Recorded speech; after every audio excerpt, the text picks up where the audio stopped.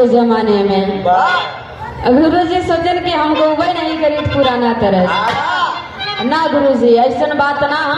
आपके आशीर्वाद से सब गुण संपन्न हाँ सब तो इन सबे से सीखे आप सब जने से सीखे है तहा लोग के आशीर्वाद है।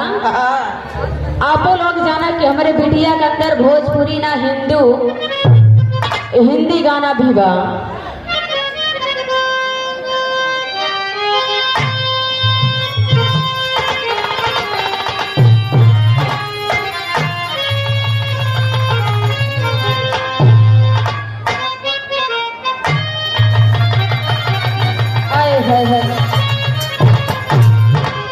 कोई नायक नायिका की बात है